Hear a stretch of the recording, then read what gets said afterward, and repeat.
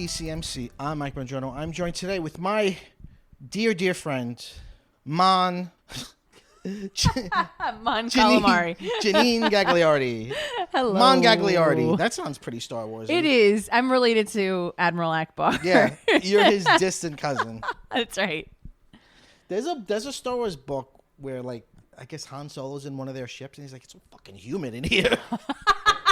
They need to be wet at all times. Everything's wet. It's so wet. I can't sit down. These weird fish people. Oh my god, it's so wet in here. That's hysterical.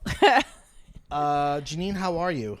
I'm good. I'm good. We're they call it Maycember for busy moms out there, because it's like a time of year when you're arranging all the kids' summer stuff and like school's winding down, so you gotta kind of get everything in order. And it's communion season, and it's basically just like the time of year when like house projects are going on because the weather's finally good again. Sure, yeah. It is. It's going right now. It's going. Are they going to camp or anything like that? They're gonna do like a week of camp just to kind of break it up a little bit.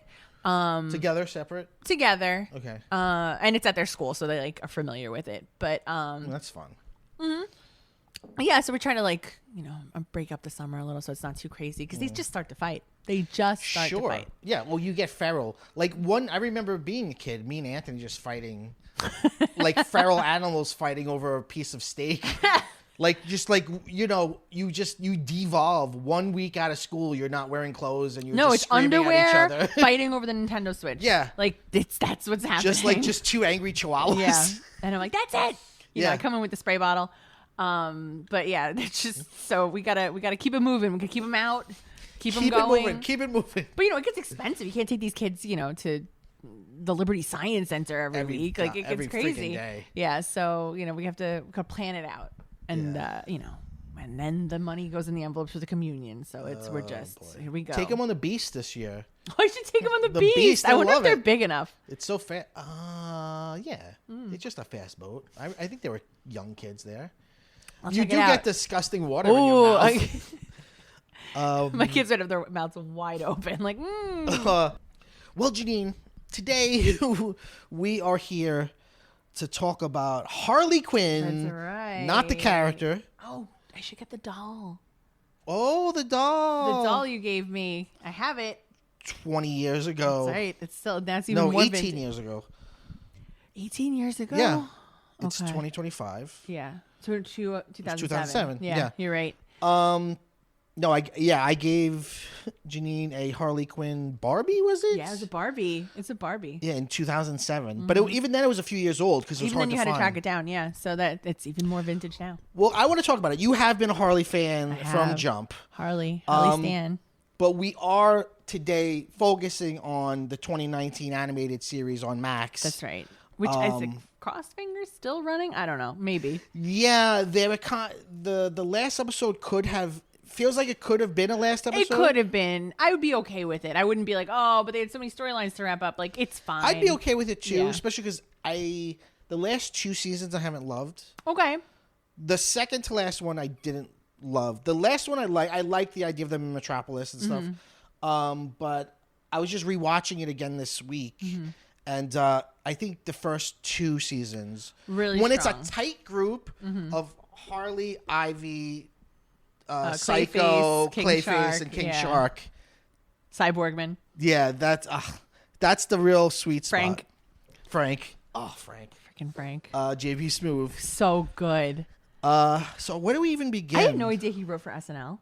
No, I didn't know that. Yeah, he did. Tina Fey has been like making the rounds on talk shows and stuff, and she was on Kelly Clarkson this week, and Kelly Clarkson was like, "What's a sketch that like you wish you could have aired?" And she's like, "Well, I actually have a sketch that I wish I could retract." And she's like, "JB Smoove used to write, and he wanted to do a sketch called Pregnant in the Butt."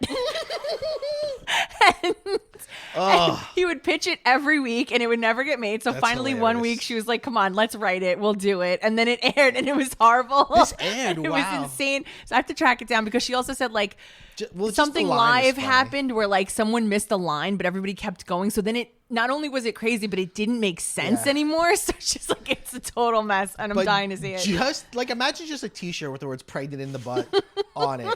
It is just brilliant. Oh God. Yeah, so JB Smoove is Frank, the The voice cast is sidekick. truly incredible. Yes. And it has some of my favorite versions of the characters This is what on this show. This is the thing. So you've been watching it the whole way, right? Yes, yeah. I only watched it like a month ago. I was like, you had said it was really good, and I was like, oh, let me just. I was in the mood to watch something, so I put it on and immediately got hooked with it. But the thing that I like about it is, so you could do like comedy versions of these characters, right? And it is a comedy. It's a hilarious comedy, but everything feels true. like their version of Gordon feels like, yeah, that makes sense for Gordon. Gordon would be just a pathetic loser. His only friend is Batman. Yeah. And Batman kind of just wants to keep it as like a Like, work keep him relationship. distant. Yeah. He's just constantly talking to anybody that'll listen about his wife. he's an alcoholic, which is canon. Yeah. Even the Joker, all of these, like, it's funny versions of things, but it's also like all true to their characters. Yeah. It feels like a true version of, like, this is a version of the Batman story. Yeah. Something I like that they do as well is they don't include the character if it's not going to serve the story. So sometimes, even though we like a character, like Gordon, for instance, like wasn't really much in the last season, and it's just like it didn't make sense for this season, or even Barbara really wasn't in this season. Yeah. It's like not where the story was going, so they'll drop them, which is like a lot of fans don't like that. Right. But often a show will suffer because they're trying to give a character something to do when Right. it doesn't really make sense for the story. So they're trying to follow like prioritize the writing, which I really like. It's a show that every season changes. The not just the desires of the characters, but where they live, what their objectives are, even who's around them changes. Which you're right, like it's smart writing. Although, as a fan, part of me, like I was just saying, like I do like that early stuff where like they're this ragtag crew. Like when Psycho went away, I was like, oh, I liked him so much. But it didn't make sense for him to be there anymore, right? But talk about taking a D-lister character and making him better than he ever was. Yeah. Like, whoever gave a shit about him, he's like don't even, and they joke about it like no one knows him. Like, he's like if there's some episode where they're like, I love how who's they your, give the like, backstory. who's your arch enemy? He's like, I'm Wonder Woman's arch enemy. Right. I was like who even knows that? I love that they give his backstory by showing him on like daytime talk shows, like with his wife and. Yeah. It does not shy away from canon. Like, there's things that they're like, you either know this or you don't. Yeah. His wife is a weird giant lady. Yeah. Who, you know what I mean? Like, right, but even if you're not familiar with it, it's so funny. Yeah. Because it's so insane, and they play it as like Tony Hale. Oh, Tony Hale's so good. Is so brilliant. He's so good doing it, and his whole bit was like, he was a major villain in the the Legion of Doom. But during a fight, this is like the pilot. During a fight, he calls Wonder Woman cunt, and everybody's like, "Whoa, that's way too much." Yeah, and he got canceled. He loses his career. Yeah. But he was a villain. But that was too much. You're right over there. Sorry, that was my straw. You sounded like a xenomorph. What's a xenomorph? There's one in the house. But they're pesky. They're like water bugs. Yeah. Oh, they're just big bugs. They're just big bugs. That's as the series got on, they got too smart. I like in the first Alien movie, they're just bugs. Just a big like old there's bug. that weird scene where he's just like in the wall next to her, and it's like he's just sitting there like a roach would. The way a roach would just sit there for 10 hours. Like he doesn't have move really fast. He don't have any feelings against Sigourney Weaver. He's just a bug. He's just a big old bug. Yeah. Yes. Anyway, sorry. Yeah, he calls her so cunt, and then that follows him through his storyline. Yeah. But also I like. Things happen and it happens. Penguin dies. Yeah. And he never comes back. Penguin's gone. No, which I imagine with Frank too, he's not going to come back. I mean, they did the video thing. That was the video cheat He's at gone, the funeral, yeah. but he's gone. Mr. Freeze dies, and he's really dead. He's for really real. dead, yeah. But it also leads to his wife Nora coming back, yes, and being and cured. Nora's such it's such an interesting character. She's such a mess.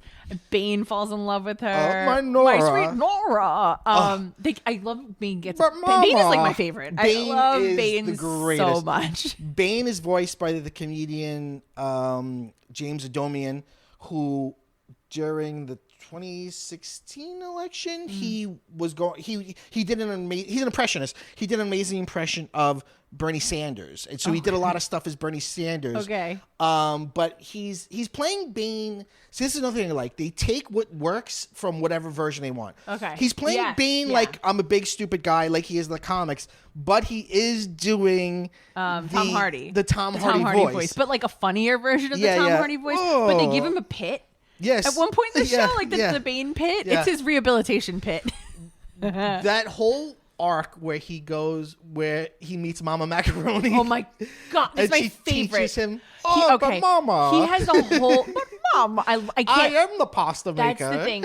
Bane wasn't in this season enough, and it was like a little dependent on the Kite Man spin-off show because I was like, who is this? I watched 2 of those. Did you? I didn't watch it at all. Into it. I mean, I wanted to, but I was like, oh, I'd just rather just watch this. It feels show. like the same world, but I'm also like, but these aren't the characters I like. Like I never liked Kite Man that much. I thought Kite Man was fun, but when he went was away, fun I didn't to miss dunk him. on. Yeah, like other people, other villains and heroes making fun of the fact that he's got this one stupid thing. Yeah. So then when he shows up in season 5 and he's married to the dominatrix from like season 3, and he's got Goldilocks from season 1, which is like Queen of Fables, I was like, okay, I've missed something here. Yeah. So I don't like when shows do that where I have to like you feel like you have to I get have involved to watch in the other show to get it, but whatever. It's still Bane. So Bane has this whole like side quest subplot that was totally fun to watch, had nothing to do with anything. Nora is working at the Legion of Villains headquarters, right? And she wants the replacement part for the pasta maker, so he can't get anybody on the phone. So he goes to Italy to get it. Yeah. it's like this whole journey. Because he's in love with her. He's completely in love with her, even though she's fucking she's everyone else. so mean to him and doesn't care about him one bit. And it finds that this pasta part has been discontinued, so naturally, of course, he becomes an apprentice to a master pasta maker, Mama Macaroni, which is just a running bit that started with just one funny.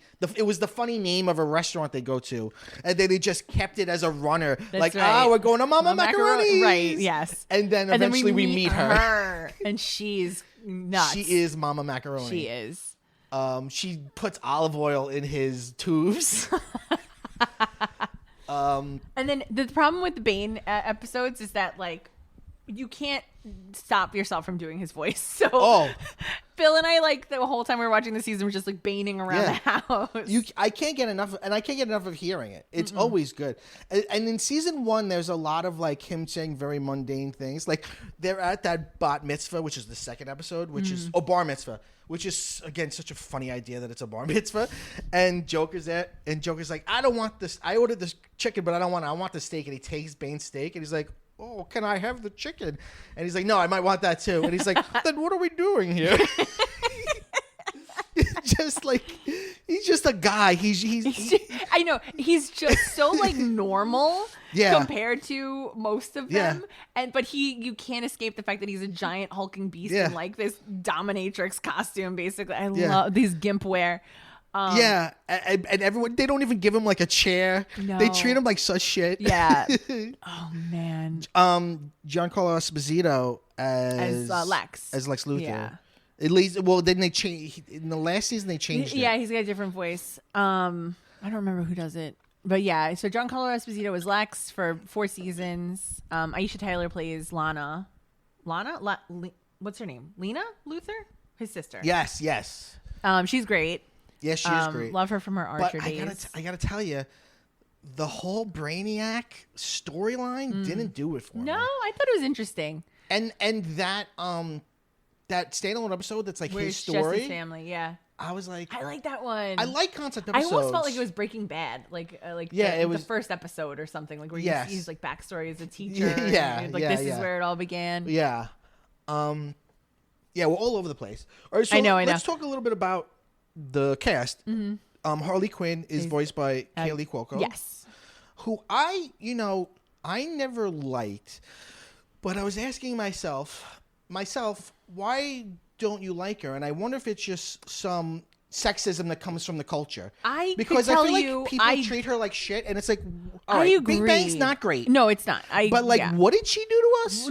Nothing. She had like one weird comment where she said like, "I'm not a feminist." Oh, did she? Yeah. Oh, I don't even know about that. But like, okay, so it's a dumb comment. Actors are dumb. Like it like, what do you expect her to do? It's barely cancelable. But when you look online, there's a lot of hate for her, and it's like, whoa, like why? I had no idea there was such vitriol towards her, but I get the sense, at least like from the internet, that like she's not taken seriously. And I mean, I guess the reason I'm never like, oh great, a Kaylee Cuoco project is because I've never liked anything she was in until now.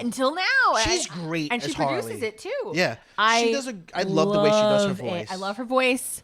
She is off the rails, and she can be grating, but I'm never annoyed at the character. Like, I love the character. I love this version of the character. I like this version better than Margot Robbie's take, which is a little bit more. I mean, they're very similar. We have to admit they're very similar. I feel like Margot Robbie's more off book than this one, where I feel like this one, as you were saying, is a natural progression of the character we know from the animated series. I feel like, and we do see her in the original Harley Quinn outfit, which I love. Yeah, through most of the pilot, she's in that. Yes, and she goes back into it later on in that season. We see her in it at various times, and she's got more of like a sort of an Arkham Asylum. I actually looked that up, and I've played the Arkham Asylum games, which are incredible. That was the change. The Arkham Asylum is where she became in like pigtails, the pigtail, like a split pink, dye. Yeah. That's where that started. Yeah, which is kind of like iconic on its own right now. Very influential. That was like a watershed moment for the costume. Yeah. But she's sort of like half Arkham, half the Margot Robbie, because she's got the hot pants, like little shorts, instead of a skirt. I think she's a skirt in Arkham Asylum. I never liked Arkham that Asylum, character. She's extremely fan servicey sexualized. Okay. I mean, yeah, it's like leather bustier and like a nurse's outfit. Yeah. I've never liked that costume redesign. When it went to Suicide Squad and she had like the baseball tee and the shorts, like I liked that better than what we were seeing, because also it was just so like over the top in Arkham Asylum. Like there's too much happening. Like the hair, the must makeup, take you the hours mask. to get I'm like, out girl, of the like house. how are you getting in and out of that thing? Yeah. Yes. She's also like crazy under the thumb of Joker still in that. Like, it's an interesting thing, and maybe you could talk to this as a lifelong fan of hers. Lifelong, like this. The character has been the second rehabilitated she in a showed up weird on way. screen, I was like, I'm in. Whatever this is, I want to be part of it. Tell me. I was us. probably like 7. Yeah. And I saw that. I'm a sucker for looks, and Sure. the graphic design of the costume, like the stark red and black, like I absolutely loved it. Outfit. The black lipstick. And I was so, even at that age, I was so intrigued by this idea where it wasn't like Catwoman, because she did not seem to be like the master of her own ship, right? Like she had been sucked in somehow to this world, and she seemed like there was still a kernel of a good person in there, right? And that maybe she has gone crazy. Yeah. And it was so intriguing to me, like this person, this storyline, this person who'd been like bamboozled by the Joker, or like, but is really in love with him now, and like, what is that to not love the hero, to be in love with the villain? And I've just always loved it, so I followed her, in the comics, and now this show, like, but I do like this so-called rehabilitation, because there came a point where I think people were trying to cancel her a little bit. I remember Hot Topic, which is the nadir of pop culture. Hot Topic, one Valentine's Day, did like a promotion where like they had a bunch of Harley Quinn shit. Okay. And then the woke people online were like, this is a toxic relationship. Like things that are true, but also like, let's cry about more important things. And I feel like that was the beginning of rethinking her. Let's like figure out this character. Yeah. All the way back in the day, I want to say it was, oh my God, it wasn't even like cracked.com. It was like some like early internet website. E-Bombs World? Like before that. It was some like geek website that would like compile these lists, and they had this great write-up of Harley Quinn, and it was basically like how she's a tragic figure. Yeah. How she keeps coming back, that she is essentially, a domestic violence. And there's Stockholm Syndrome. Yes, absolutely. To her. Yes. And that we want for her as fans of this character to be happy, and yet her happiness is reliant on her being in this terrible relationship, right? So there's I think the other thing with the Valentine's Day promotion, like not knowing anything about it, one of her symbols is the heart. Yeah. Like she's so like hearts are related to her. Right. So, you know, because it's like one of the like the sweets on the cards is a heart. Right. So and I think it was called like Crazy Love or something like that. I know it's like not any different than say like a Bonnie and Clyde or Sid and Nancy, right? Like this, like these toxic people. For sure. But she has no power. She has no power in that relationship. Right. It's changed. Now it's changed. Like she finally had enough in this series. But what I think this series is very smart to do is to not say like, oh, she's a woman emancipated and she's never going back. No, season 1, they put her back with the Joker and her friends leave her and they're like, we can't keep doing this with you. Like, it's a too whole much. struggle. And in the comics, I don't know that she's with Ivy early on in the comics. I know she is with Ivy now sometimes. I'm fully Harley Ivy. Oh, me too. So me Harley too. Ivy. But at least in the beginning, and also in the very beginning of this show, but it quickly turns romantic in season 2. For years in the comics, she's been friends with Ivy, and Ivy's always sort of been like her soft place to land when she's on the outs with the Joker. Because she's also on the outside. Like she'll say in this series, "I'm actually not a villain. I'm an eco-terrorist." Right. So she doesn't.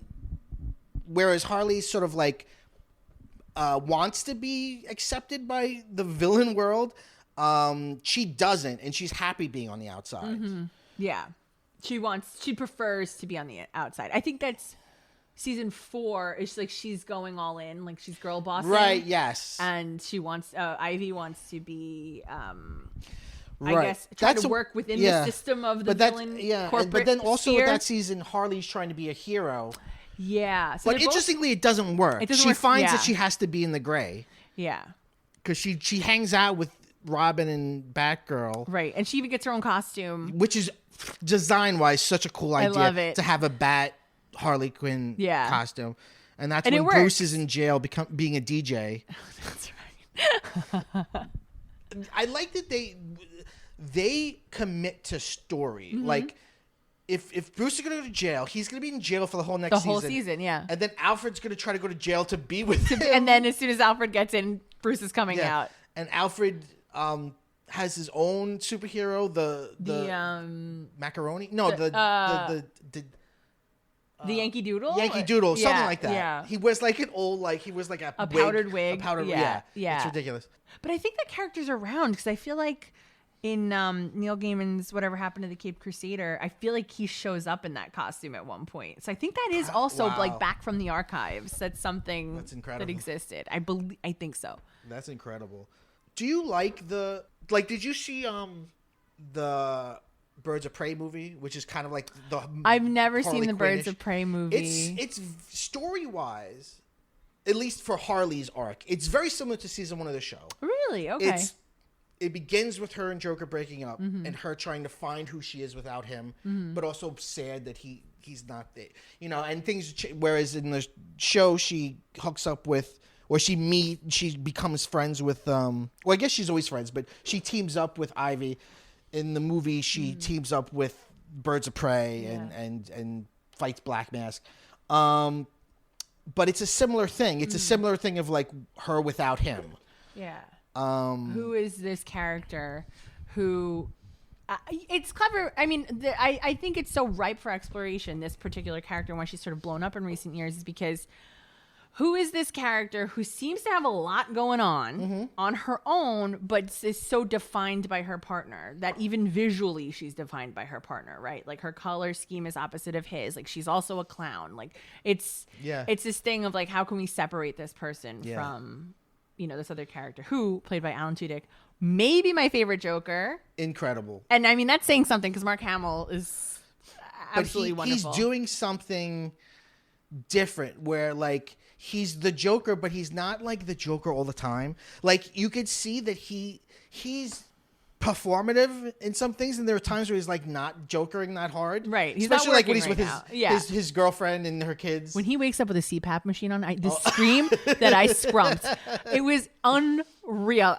He's so like normal. Yeah.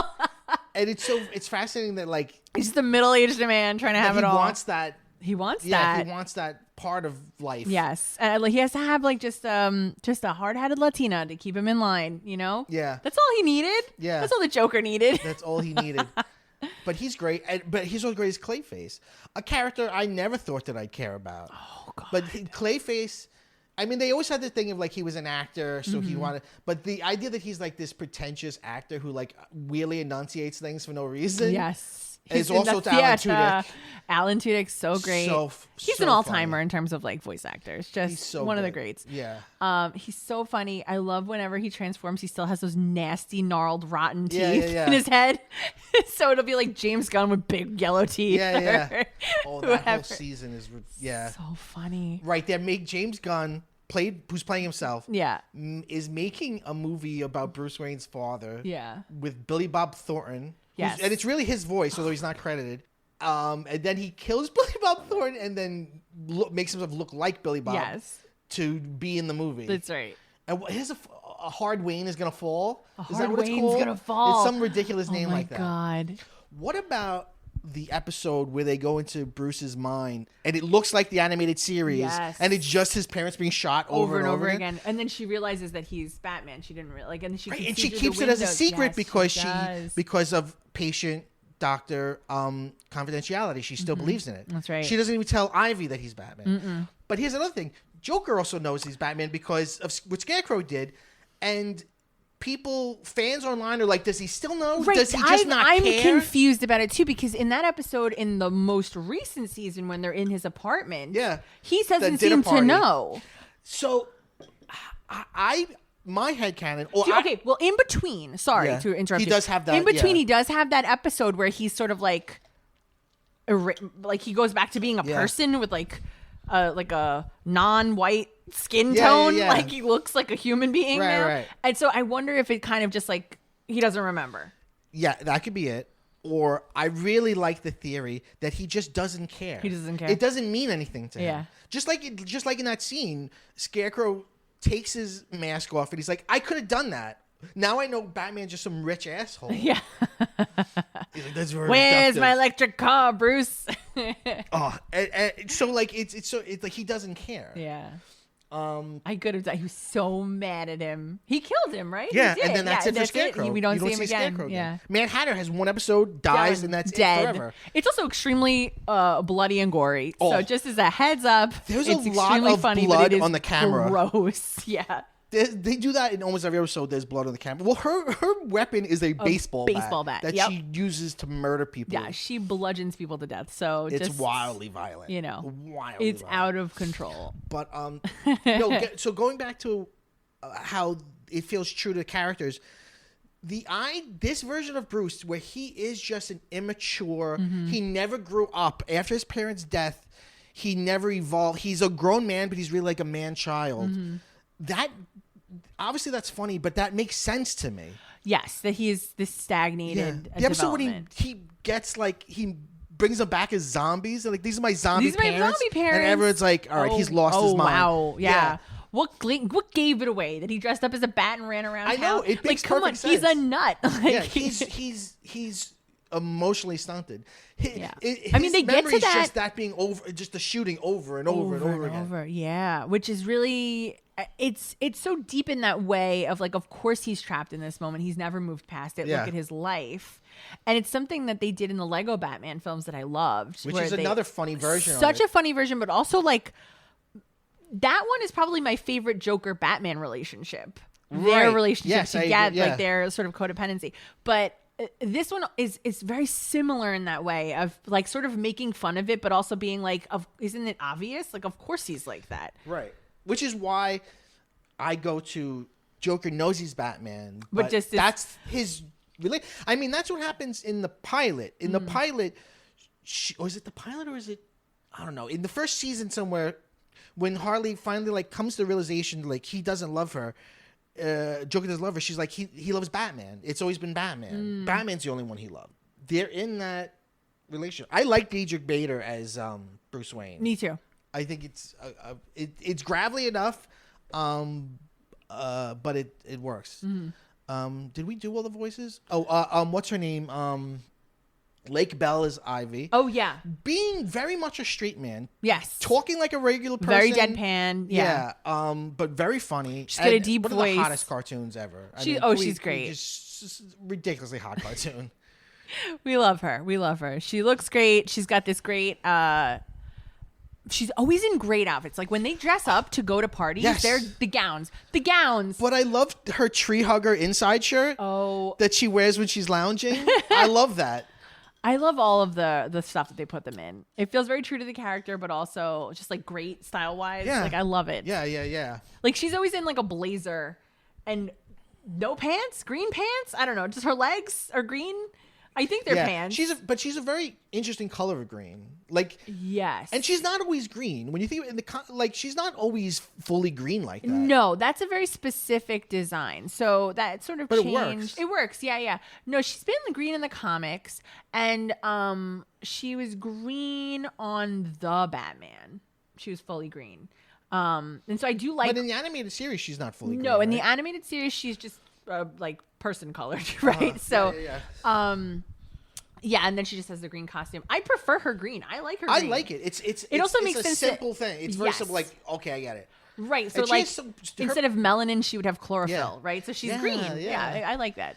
And they really get a lot out of how powerful she is. She's and how so cool her power powerful. Is. Yes. Like she breaks out of Arkham because someone accidentally brought a salad in, and that was it. And that was it. She's like Magneto. Yeah. I mean, she is Magneto of the plant world. You She just can can't do have a plant around her, anything. Yeah. or she'll get out. Seeds, spores, dust in the air. She can she can pull on it. So that's and like create something much bigger, which is crazy. There's that super funny joke where they're in prison and there's like some little kid and his dad doesn't remember his birthday, and then the little kid has like, I don't know what he has, an apple or something, and the guards are like, and Harley, not Harley, Ivy uses it to like make a vine come out of it, and the prison guards are like, don't you know you can't have fruit, or you can't have plants around poison ivy? This is why your dad doesn't remember your birthday.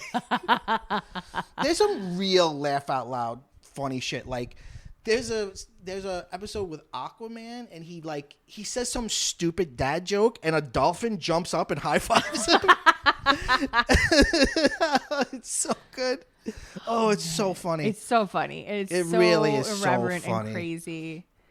Ron Funches is King Shark. Oh, so good. Oh my A god, cool his little version of- son, his crazy little son, Sean. Yeah. Another thing that just they did it and they kept going with. Yeah, no, that whole storyline where he goes back to the sea and has to become the king. Yes, he has to have a wife. He has a bunch of kids, but he only raises Sean, I think, right? Yeah. He's only in charge of Sean. And Sean is like ADHD and is insane. And you've got Christopher Maloney from Chris Maloney SVU as Gordon is so Gordon. good. Jim Rash as the Riddler, who's Great. gay in this. Yes. He's with Clockman. That's right. They're together. Oh, God. What does he say when they're walking in the park in this most recent season? I think it was, or maybe it was 4. I laughed There's so hard. There's something really funny. It's always you never don't get a kick out of them acting like regular people and like making quips like a regular person would behind other people's backs. Oh, like this season, Bill and I kept saying, and we're getting new necks. Like everybody has a new neck in Metropolis. We got to go to their neck guy. Yeah, and Superman's all sad. Yeah. There's well, he's laid low. He's like pretty. Batgirl is voiced by Hurt, Brianna right. Kyoko. Oh. Is she related to Kaylee?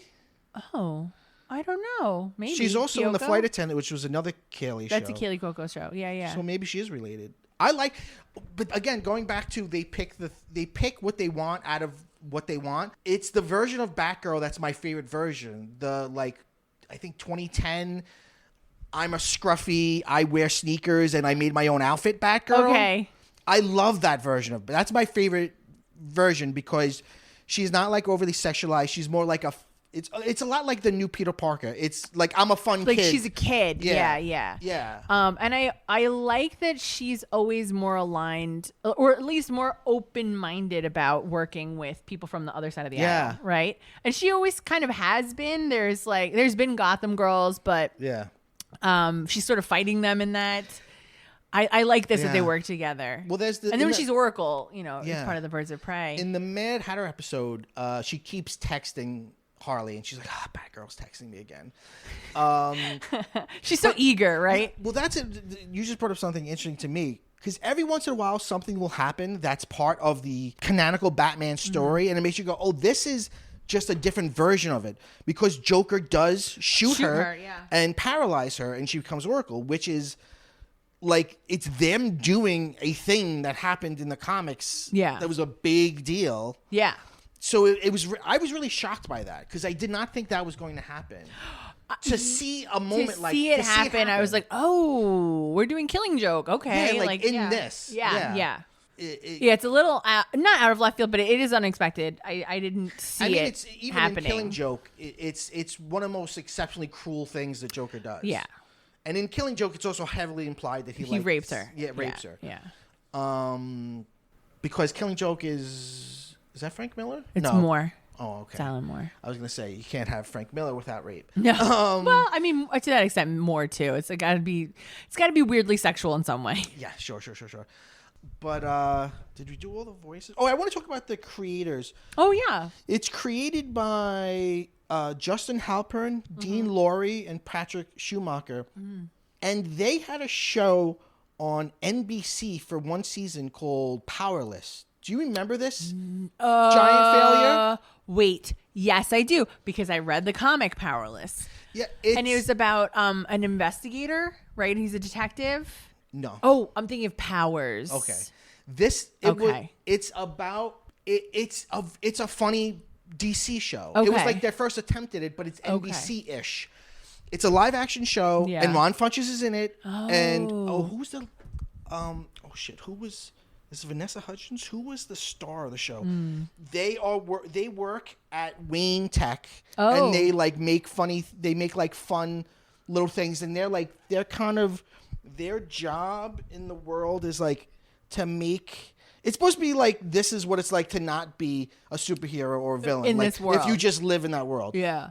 Yeah, Vanessa Hudgens is the star, and Alan Tudyk's in it as Bruce Wayne's cousin Van Wayne, who's like a douchier version of Bruce Wayne. Yeah. So it's interesting because I actually was the only human who watched that show.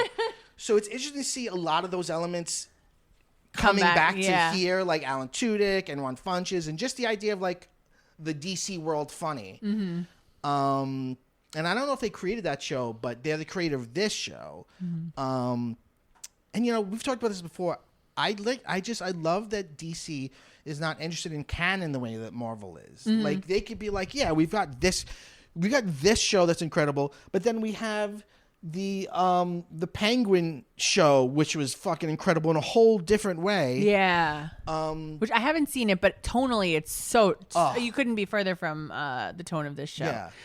I do feel Star Wars is going that way as well. When I see things like Skeleton Crew and Andor, like tonally very different. The worlds seem different. That's the way it should be. Yes, we're just exploring the themes. We're exploring, what it would mean to live in that world for real. Yeah. I do love that they really get into like Gotham is the worst city in the world. Right. Like yeah, when they decide to move to Metropolis, like you see like giant rats walking up buildings. Metropolis is so nice in comparison. Oh, we got to talk about the Valentine's Day special because it's raunchy. It's raunchy. It goes further than I think the show goes in any other. It has an Eyes Wide Shut. The owl party. Yeah. Yes. Yeah. Yeah, and it's you see an orgy. There's a full on orgy. And Commissioner Gordon's there. Yeah. And Bruce Wayne's there. Yeah. And all the elite of everybody who's anybody is there. It's a crazy episode. Yeah. And then there's some weird depraved story of Clayface being in love with himself. He gets cut in two. Yeah. And whenever he does that, the other version also will have sentience.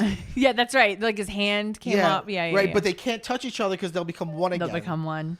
Well, that was another great episode where the hand comes off. Oh, yeah. Okay. And makes friends with Commissioner Gordon. Yeah. He's like, I think you're a great cop. He's like, it's been so long since someone said that to me. Oh my God, he's so desperate. He's so desperate for like any little crumb he could get. Oh no, yeah. Then he's like, he's like a security guard at the Legion of Doom. Yes, that was great. Yeah.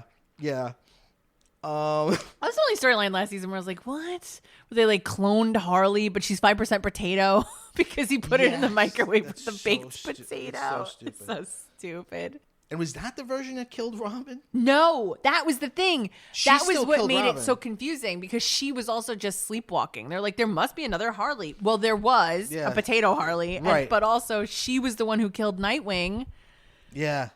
Sleepwalking. Voiced by Guillermo from What We Do in the Shadows. That's right. Yeah.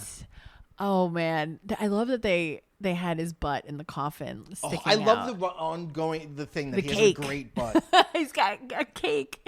Oh my god. Everybody's sort of bi in the show. Yeah. But I mean, it's Everybody's 2025, baby. bi. Isn't everybody bi? Everybody's though? bi. I really like. Best Buy changed it to BI. I really like the episode that has the wraparound of the two toxic neckbeards watching the Yes. show. And that I remember that being released at Comic-Con. Oh. And some people being mad at it Well. because it's making fun of toxic fandom. And they're like, they're making fun of it being overly woke or whatever. And then it ends up being a Batman-centric episode anyway. Yeah.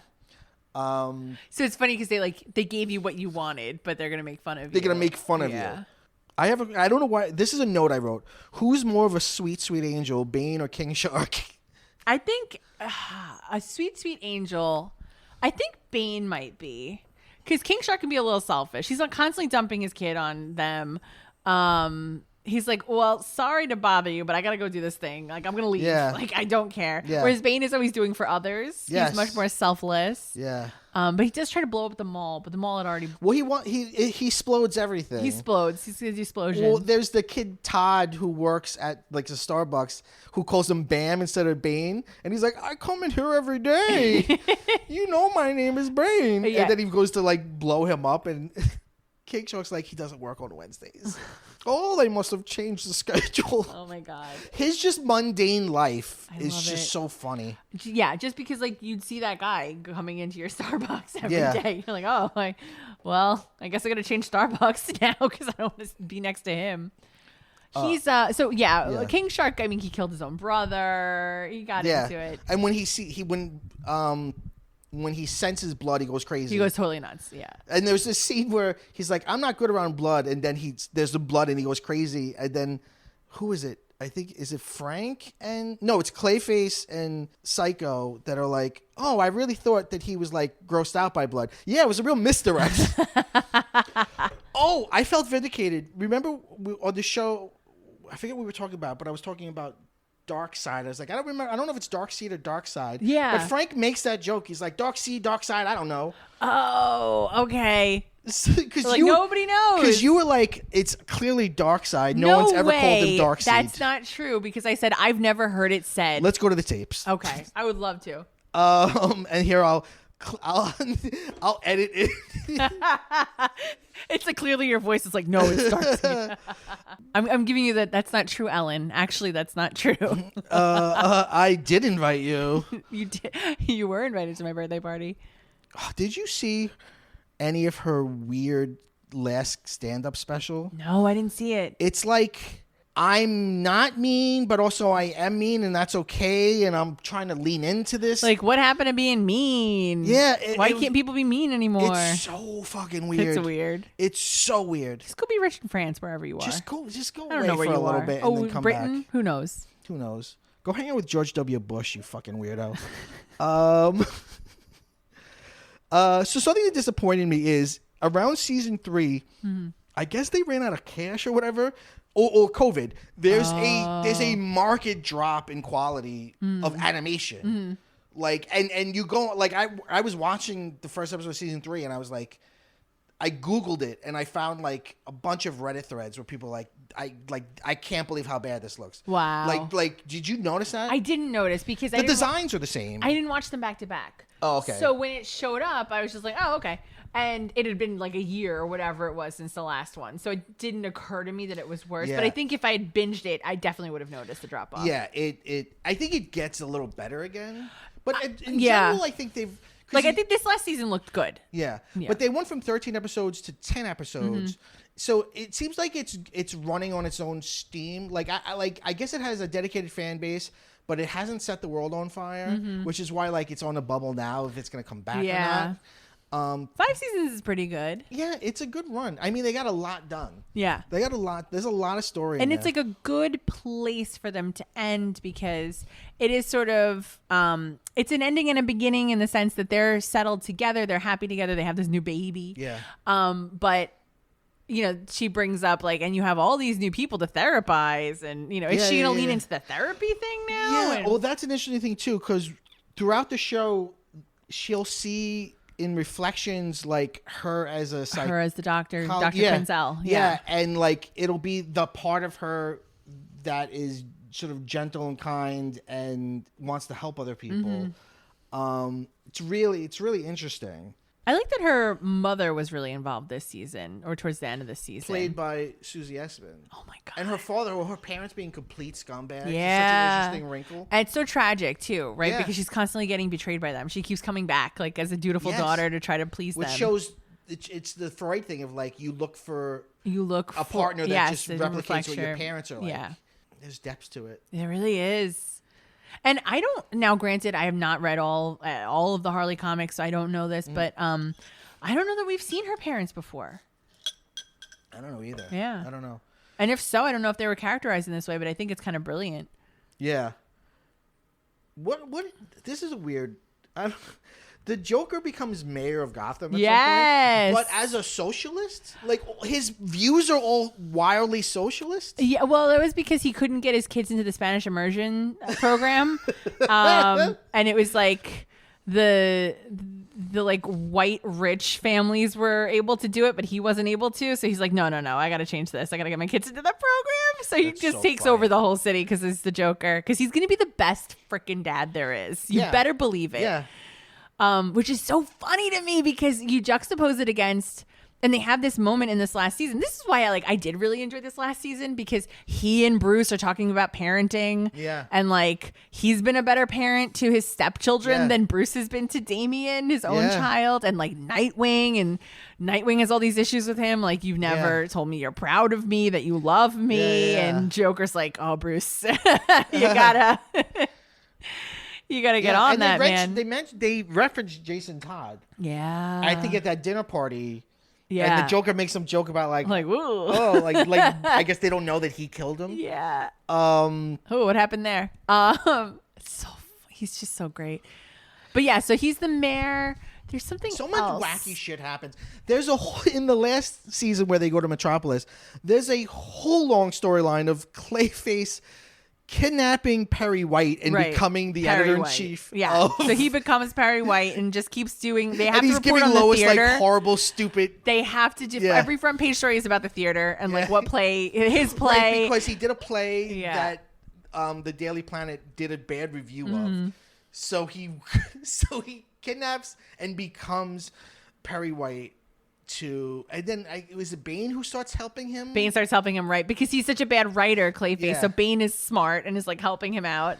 It's so stupid. When does his Clayface's fall from grace happen? Because I feel like it happened on Kite Man. I don't remember it. Like he was such a big star in the last when he's season. in like Vegas, and now he's like doing these small little like off Broadway things. When did Kite Man happen? In between, actually no, Kite Man happened before season 4. Oh, but it seems like storylines affected season 5.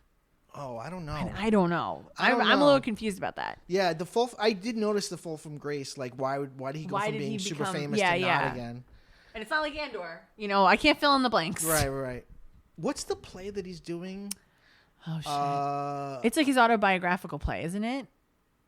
It's some stupid. The show is so great at taking the stupidest fucking ideas and just like really exploring them. Yeah, just going so far with them. We haven't talked at all about the animation. Yeah. I think it's beautiful. It's very, for lack of a better word, cartoony. Yeah, I'm trying to think like which animation style it really, really reminds me of. It's not really close to Batman the Animated Series. No, it's not. It's that newer Batman show on Prime.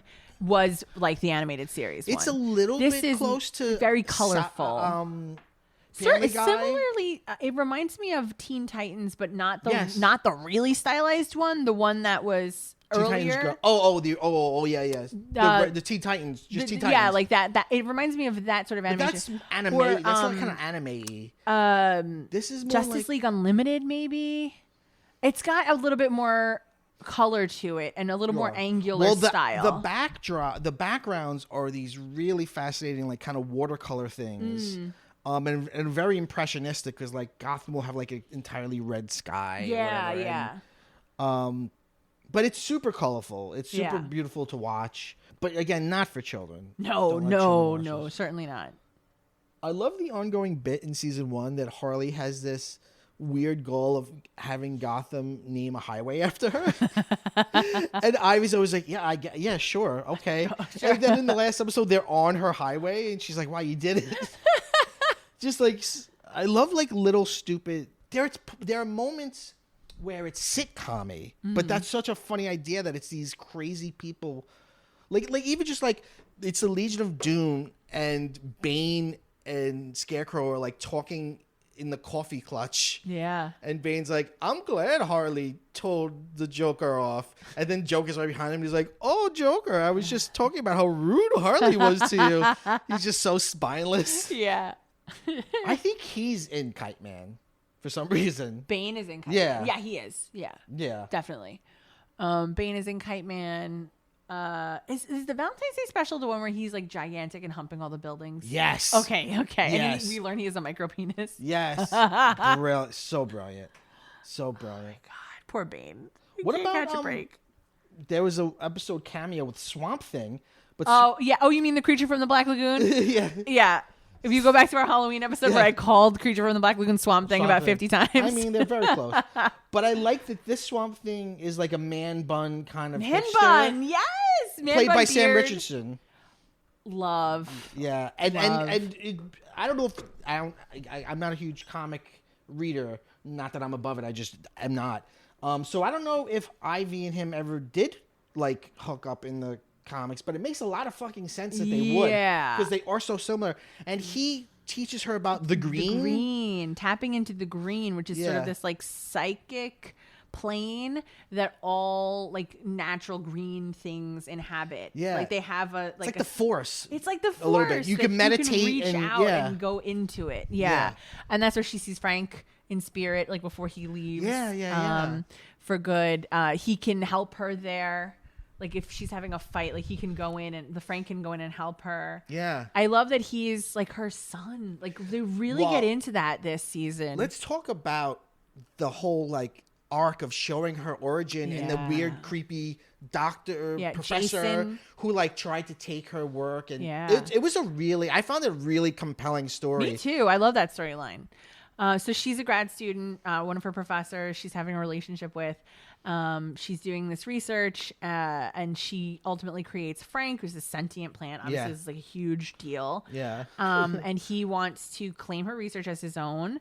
And when she becomes very proprietary of it and is like, absolutely not, this is like my child, he kills her. So he tries to kill her. He tries to kill her. And what he injects her with or stabs her with ultimately creates poison which ivy. Makes her just like Harley. Yes. A man was who she was in a relationship with, a toxic relationship, did it to her.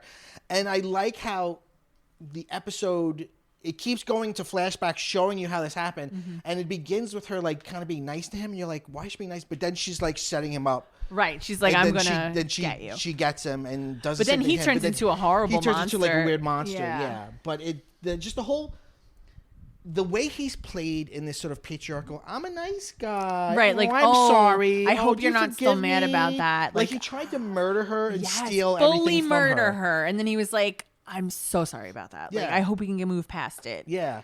It's wild.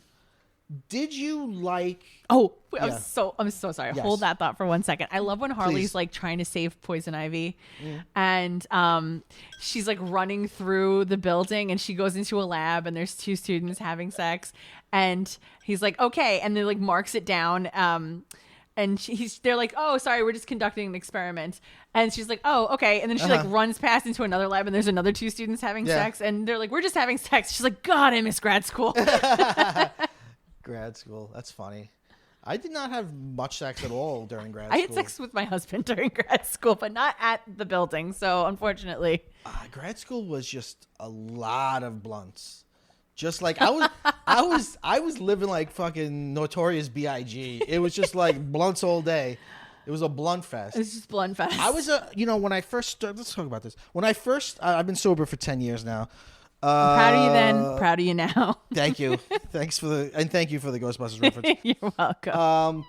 But I'm still a pothead. I don't smoke. I don't smoke. Spiritually, you're a pothead. Yeah. In my dreams, I do drugs all the time. Do you really? Yes. And I smoke cigarettes in my dreams. That's weird. So it's the synapses are there. It's still there. Wow. Yeah, it's wild when you think about it. That's crazy. But I originally was like a pipe guy because I had pipe friends, and I was kind of like, crunchy, hipstery, kind of like, we smoke pipe, but it's better, it's cleaner, whatever.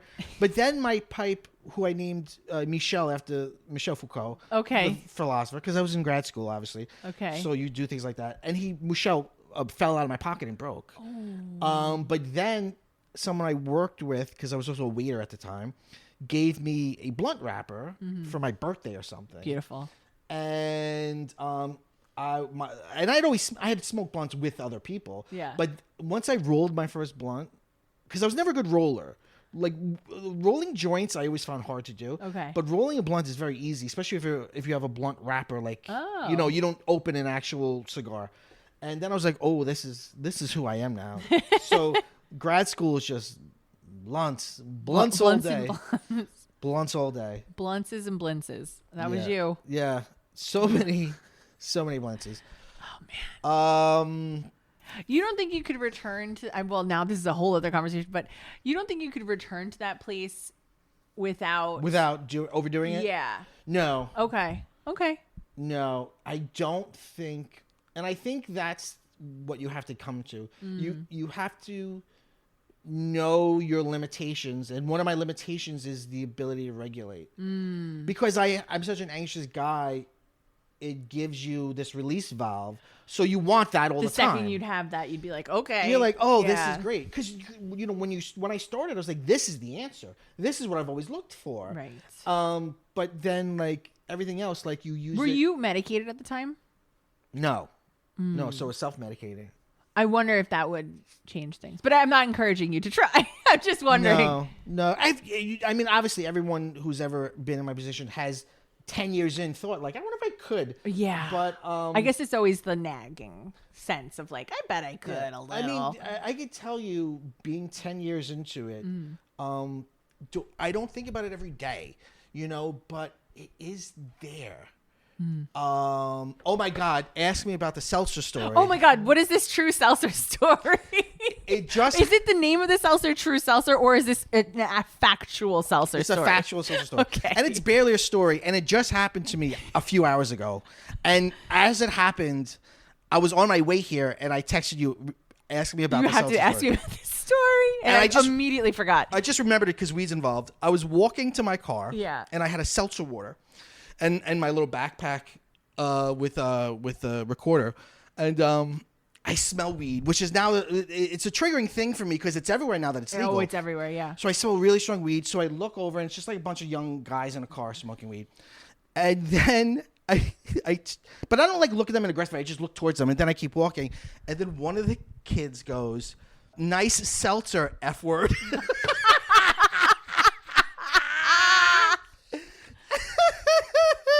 Oh my God. Oh boy. He clocked you. Oh, he did.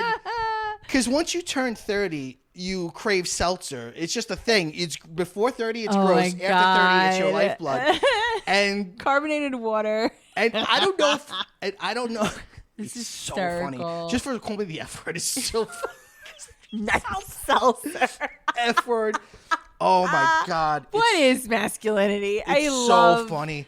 How insane it is. It's so funny to be heterosexual. and I was like, it was so funny that I thought, God. I thought, like, was it a genuine, or was he doing a bit, or was it both? Was it, because I've done things like that. Yeah. But I just thought, but I was so clocked and I was so seen. So funny. And it just, it's one of those things where you're just living your life and then you realize, like, oh, you've been made to feel bad about something inherent about you. Like the drink that I drink. Do? I could see if you had like an iced coffee, say, right? I mean, but a seltzer. I've never felt more like an old man. What? It's worse than being called sir. Well, yeah, I would say so. and matching it with the F word. Like, so funny. Well, I like to call bad old lady drivers the F word, and Anthony said I could, so I can. Oh, if a gay person says you're allowed, then it's fine. That's it. Just one gay person is all you need. It's so... I'm an ally. I'm allowed to say it. Sure. I'm like Pope Francis. Yeah. Oh my God. May he so rest. Funny. But anyway, yeah. So when I have moments like that where I smell it, I'll be like, oh yeah. Oh my God. Because it still smells great to me. Like I know a lot of people like, I hate the smell of it. Yeah, I haven't been. No one has yelled the F word at me from a car in many years. It's because I've got a seltzer. So ridiculous. Like, you're gay because you're drinking a seltzer. You are a gay person. If it was you're like, Coke, what? It wouldn't be gay. First of all, everyone's gay, and secondly, like, what about the carbonated water is making me gay? I don't understand it. The lack of flavor is very Still clear. water is hetero, as you know. Oh my God, it was so funny. It was so funny. Nice seltzer. But it's funny because I also felt very old because I smelled the weed. You just look back like, what? Yeah. Well, I looked at them and I was like, oh, weed, young kids smoking weed. I remember when that was me. I had a nostalgic moment. I felt good about them. And then they hurt me. Oh, no. My God. Anyway, Harley Quinn. Oh, God. You should watch it. You should. Yeah, you should watch it. I don't think they use the F word on that one. I mean, they use the F-U-C-K word, but yeah. But they don't use the F word. Not the F word. What's now the F word? Not the slur. Yeah.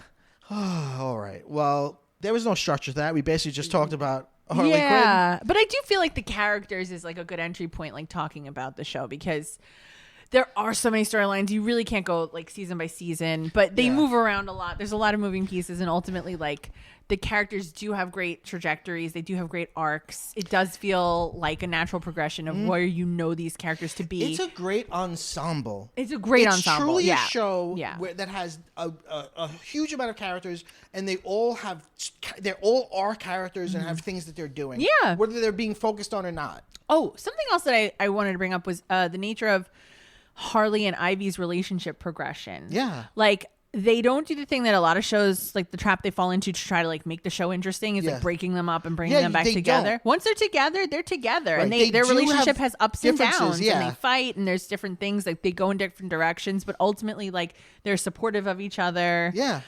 They do have sexual ruts. Like, sometimes they're having a lot of sex, sometimes they're having no sex at all. Yeah. Like they get into it, and like the ways a relationship can go when you're in them long term. Yeah, I like and the creators of the show have said we're never going to break them up. That's great.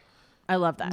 I like that. I like that it's not... Or kill one of them off. I don't want the kill your gays. Yeah. I mean, the season where Harley's trying to be a hero and Ivy is trying to be the head of the Legion of Doom. CEO. They really just treat it like they have two jobs that are two different opposite, jobs, yeah. And it has nothing to do with their personal lives. But even then, they don't break up. No. Because they still love each other and they support each other. They try to make it work when they're not connecting. Yeah. Because they both have problems. Like, Ivy has big walls that she puts up. And Harley is just toxic and she head dives into everything so hard. Yeah. That it's she can be too overwhelming. Much. Yes. Yeah. She can be very overwhelming and codependent. She leans towards codependency. Yeah. And Ivy's very independent. But Harley. Endgame. So good. I love them. I love them too. It's also very funny. It's super funny. It's really very funny. Even if you don't know or like anything about Batman, you're just vaguely aware of Harley Quinn. Jokes per minute. It's funny. It's yes, it's bam, bam, bam, bam, bam, bam, bam. Yeah. Yeah. It's. I watched it all fast, but I would actually say it's probably better to take your time a little bit with it. Yeah. Because it is so rapid. It's like there's a lot going on. Yeah. And they've been doing them weekly now. Like, if you're watching as they release them, I don't know if they did that with the first couple of seasons. Probably because not. Well, it began on the the DC streaming network, yeah, which I had. Yeah, I know. Oh, I know. I was the only one. You were the only one paying for that. And then it survived and jumped over to Max. Yeah. Oh, okay. So I must have watched the first season right when it was put on Max, because I don't think I watched that as it was released. Oh, you weren't a DC I was Universe not a DC streamer? Yeah, and you didn't share your password with me either. I'm so sorry. I'm so sorry. I get very nervous about those things. That's true. So yeah, I must have watched it like after the first season had completed, because then I was waiting for the second season to come out. Well, it's interesting that we're going back. We're circling back around to that model. Mm-hmm. Even Netflix is doing it now. Yes, releasing on a weekly. Yeah, right, keep it wait, going. Netflix is doing it now? Yeah. Hold on. They were the last holdout of like, we're still going to drop it all. Not with everything. Like probably Stranger Things, the last season will be one drop like it always was. But like they have a lot of anime now. And they do it weekly. They also now have a live John Mulaney talk show that's weekly. Right, that's weekly. But I guess they realized that despite people loving the opportunity to binge, they realized that they're in and out of the zeitgeist much faster. Yeah, it's a flash when in the they pan. drop it all. Yeah. Yeah. It's better for the overall brand to do it that way. It stays in the cultural mindset, cultural like hive mind. Rather. Yeah. A lot longer. Yeah. So we're kind of going back to that. Yeah. Well, Janine, this has been a lot of fun. Absolutely, so just glad. like the show. I was trying to remember this. Do you have a Harley Quinn tattoo? I do. Okay. Did you not want to talk about that? Oh no, I have a Harley Quinn tattoo. Where? I don't remember where it is or what it is. It's on my ankle. Here, I'll show you. Ow! Yeah. While you do that, can you hit your It's on my ankle. It's the heart design. Oh, with the black and black and red, and then it's like the opposite. It's also like when you look at it, you would automatically go, "Oh, that's Harley Quinn." Yeah. Oh, I just hit my knee so hard. Yeah. Oh my goodness. When did you get that? How old were you? Well, I had it in 2006. Yeah, 2006. I was 19 when I got it. So. And then I had it touched up. I don't know if you remember. You were like, "Oh, it's so cool! You cut class today and went to go touch up your tattoo." Oh yeah.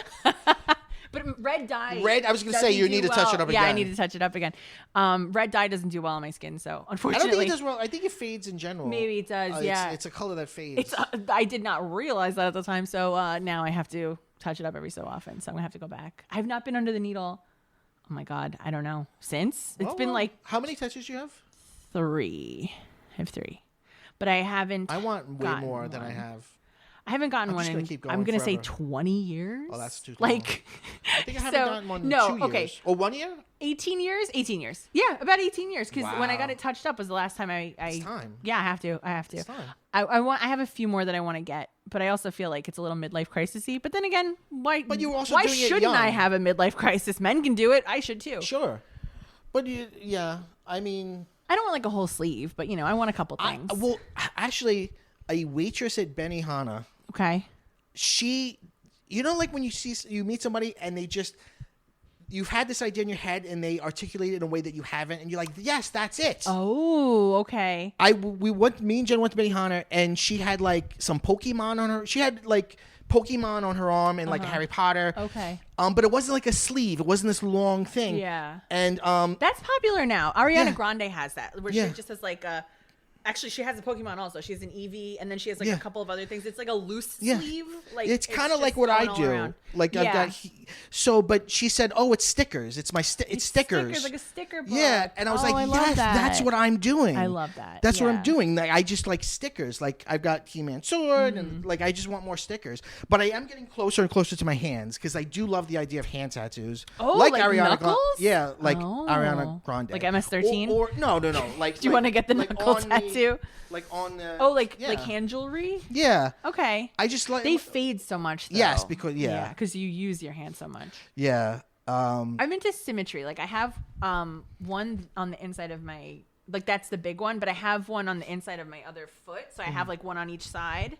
And then I have one like right on the center of my back. So I'm sort of like, okay, well, if I do one arm, then I'm going to have to do the other arm because I don't like having just one hanging out in the breeze. So hanging out in the breeze. Just hanging out in the breeze.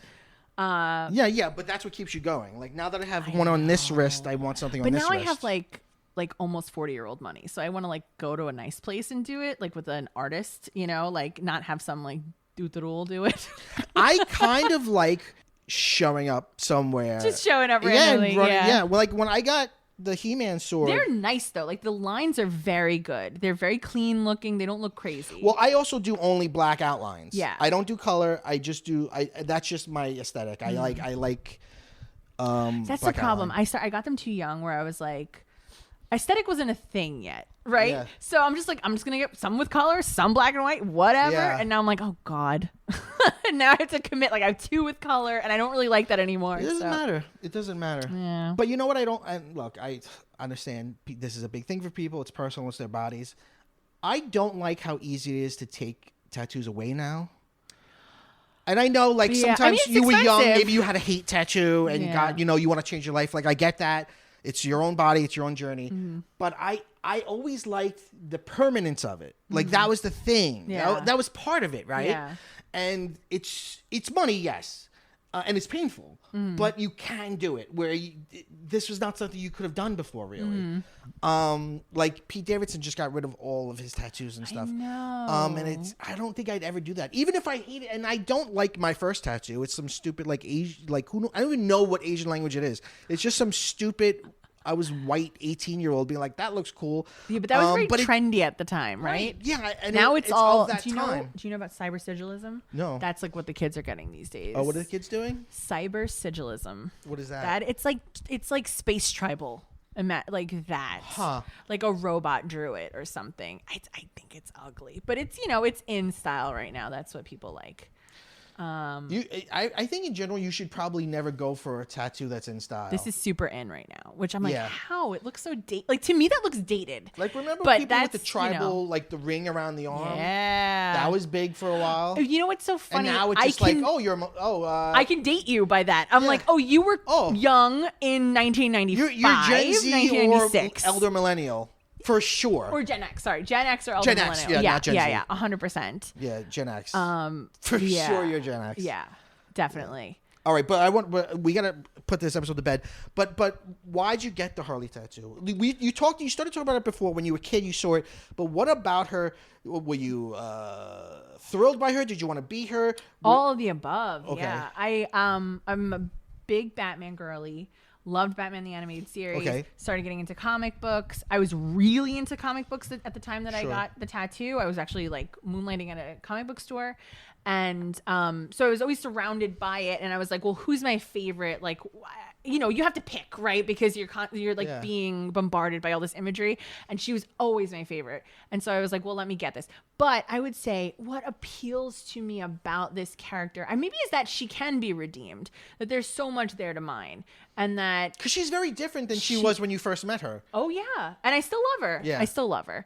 Yeah, I think it's sort of the tragedy of her. You know what's funny?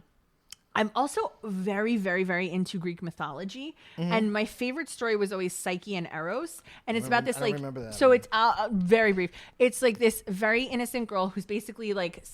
given to a monster as like a sacrifice as like his bride, right? Yeah, but it turns out he's actually like Cupid, but everybody thinks he's a monster. But she gets married to him and falls in love with him, and it's sort of this similar story of like everybody sees the Joker as a monster, but to Harley he's Cupid, right? Like he's her love. And I don't know what it is about this story, and Bill is totally not that person of a monster who's like, but he does have a mustache without a beard currently. Now he does have a mustache. That's without correct. a beard. Without a beard. That's the very important distinction. That's true. Yeah, I like it. You're into it? I'm into it. You know, my cousin he's got Brendan cover has it one with now. White makeup though. Oh, so he can be the Joker. So he could be Cesar Romero. That's right. My cousin Brendan has mustache, no beard now, and his wife does not like it. Doesn't like it. Does not like it. Okay.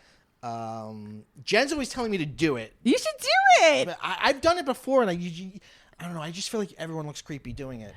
I feel like it's something only black guys can do. Oh. I'm sorry. That's so like Ernie Is that Hudson. Prejudice? I just feel like Ernie Hudson have a beard in Ghostbusters too? No, he just has a mustache. He just has a mustache. Oh, no mustache in one. No, he doesn't have a mustache in one, Ghostbusters no 2. facial hair in That's 2. right. That's right. I knew there was a difference. And I think Michael B. Jordan has had mustaches. I don't know. I feel like it looks good on black guys and not white guys. Sure, it does. Yeah, it looks good on black guys. I think it looks good on black guys too. I feel like it's not bad to say I'm in a that. mustache phase right now. I realize You're in I've your been mustache finding phase? like people attractive who have mustaches. And Who then, in the zeitgeist are you like, ooh, I want that mustache? oh my I god, want it to tickle my something. oh my god, what the heck is his name? From Deadpool 2, Peter. Whenever he has a mustache, I'm like, yes. But he reminds me of Bill. That's so funny. Yeah, Well, then what's I guess his name? I have a type. What's his name? Delaney. God, I love him. Delaney. Love him. He's got such a tragic story too. God, I know. And Catastrophe is such a great show. I never and watched it. You should. It's 2 seasons, I think, maybe 3. It's a British show, so they're very short. Interesting. And he and Sharon Horgan, the star of that show, write it. They're the writers of the show as well, and it's brilliant and it's hilarious.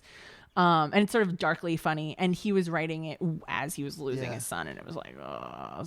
But then he wrote a book about it. Yeah. Yeah. I don't know, but yeah, he's so handsome. Well, on that note, this has been. Be thirsting Maybe that over goes Rob back Delaney. to Cesar Romero, though. Maybe it does. Maybe It does. But yes, I've been finding mustachioed men attractive lately, and I don't know if it's like you become a woman of a certain age, and now all of a sudden you're like, I need a. Like, once you have a mustache, it's not the hipster, like, twirling up at the end. It's, like, just a plain old mustache. You're like, I'm a man now. I'm a man. Now I'm a man. I'm a grown-up. Yeah. I feel like Caesar doesn't get the credit he deserves in what he added to the character. Yes, what he brought to the character, But yeah. The laugh, I think, is a lot him. of that series brought a lot to those characters. Like, Lee Merriweather, I think, originated the, like, licking herself clean thing that Michelle Pfeiffer does. A lot of that, yeah. Everybody adds in something. Right? Well, we could talk about Batman forever. All night and day. This has been PCMC. We end our episode by saying, Go bye-bye.